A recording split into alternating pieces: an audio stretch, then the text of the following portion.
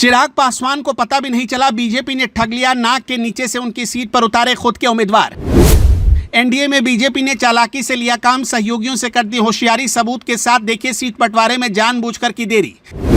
चिराग, कुशवाहा और मांझी तीनों पड़े बार्गेनिंग पावर में कमजोर, नहीं चल पाया टिकट बंटवारे में सहयोगियों का कोई जोर। विधानसभा चुनाव में बीजेपी ने जिस तरह से जातीय समीकरण और टिकट वितरण का खेल खेला है, उससे बिहार की राजनीति में नया रंग घुलने लगा है। सबसे खास बात यह कि चिराग पासवान, जो अपने आप को सत्ता समीकरण का मास्टरमाइंड मानते थे, बीजेपी के हाथों राजनीतिक चाल में ठग लिए गए और इसका असर इस चुनाव के हर टिकट, हर चेहरे और हर रणनीति में झलक रहा है। पटना साहिब लोकसभा क्षेत्र के एक युवा बीजेपी नेता का सपना था कि वो लोकसभा चुनाव लड़े, लेकिन जब वो सपना टूटा तो उन्होंने विधानसभा चुनाव में अपनी गोटियां फिट करनी शुरू कर दी। यही वजह है कि बिहार के इस हाई वोल्टेज चुनाव में पटना साहिब लोकसभा के 6 विधानसभा में से 4 पर नए युवा उम्मीदवारों को मौका मिला। पुराने नेताओं का पत्ता साफ कर दिया गया। अरुण सिन्हा, जो करीब 20 साल से विधायक थे, उनकी जगह पर संजय गुप्ता को टिकट मिला है। यहां पार्टी ने सिर्फ उम्र नहीं बल्कि जातीय समीकरण भी पलट दिए। कायस्थ की जगह वैश्य को मौका मिला। नंद किशोर यादव, जो 7 बार विधायक रह चुके थे, उनका भी टिकट काटकर कुशवाहा समाज के युवा रत्नेश कुशवाहा को उतारा गया। बख्तियारपुर, फतुहा जैसी सीटें बीजेपी ने लोजपा को सौंप दी और लोजपा के टिकट पर भी अपने करीबी नेताओं को सेट कर दिया। ये सारे समीकरण एक ही दिशा में इशारा करते हैं कि बीजेपी की अंदरूनी राजनीति में चिराग पासवान और उनकी एलजेपी-आर पार्टी राजनीतिक मोहरे बनकर रह गए। फैसला तो खुद बीजेपी के बड़े नेता ही कर रहे हैं। ये वो दौर है जब चिराग पासवान बिहार के युवाओं, दलितों और वंचित तबकों के लिए आवाज उठाने का दावा करते थे।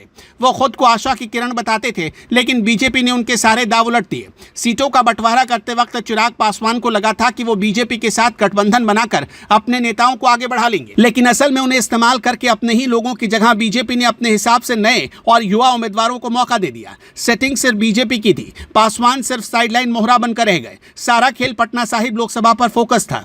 बीजेपी के रणनीतिकारों ने चिराग के सपने को जिताना तो दूर, उनकी पार्टी के टिकट पर भी अपने लोगों को बिठा दिया। बख्तियारपुर, फतुहा जैसे क्षेत्रों में लोजपा के नाम पर भी नफा नुकसान देखकर टिकट बांटे गए। नेताओं की पहली पसंद के अनुसार निर्वाचन क्षेत्रों की कील मजबूत की गई और जातीय समीकरण बदलते गए। युवा सक्रिय बीजेपी के करीबी नेता ही सीट पर बैठे दिखते, चाहे संजय गुप्ता हो या रत्नेश कुशवाहा, चाहे नितिन नवीन हो या संजीव चौरसिया। चारों दिशाओं में बीजेपी ने अपना दाव चला।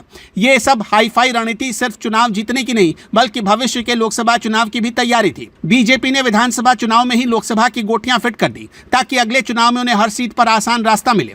चिराग पासवान, जिनकी राजनीतिक हैसियत एनडीए गठबंधन के जोड़तोड़ पर टिकी थी, अब खुद उसी गठबंधन के टिकट वितरण में हाशिए पर है। इस बार बिहार चुनाव चिराग पासवान के लिए सबक साबित होगा। राजनीतिक चतुराई और गठबंधन के नाम पर टिकट की सेटिंग, जाति और इलाका बदल देना आसान है, लेकिन बीजेपी के अंदरूनी गेम में अगर आप मोहरे हैं तो सबसे पहले आप ही ठग लिए जाएंगे। ये राजनीति का सच है। समीकरण कभी स्थायी नहीं रहते और आज दोस्त कब दाव पलट देगा कोई नहीं जानता। यहीं से बिहार के चुनावी अखाड़े में चिराग पासवान का नाम एक बार फिर चर्चा में है, लेकिन इस बार वो सत्ता के केंद्र में नहीं बल्कि बीजेपी की तैयार की गई सियासी बिसात पर ठगे गए मोहरे के रूप में। क्या आप भी ऐसा मानते हैं? अपनी राय हमें कमेंट बॉक्स में जरूर बताइएगा।